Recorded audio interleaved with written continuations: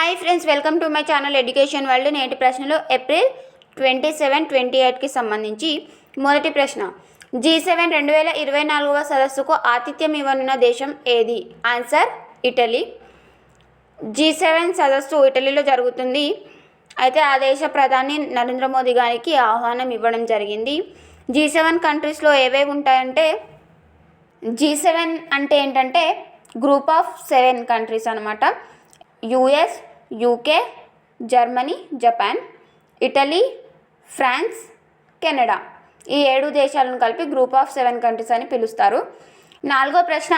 ఇటీవల ఏ దేశంలో సైన్యం ఊచకోత జరగడంతో 223 మంది చనిపోయారు అని హ్యూమన్ రైట్స్ వాచ్ సంస్థ పేర్కొంది?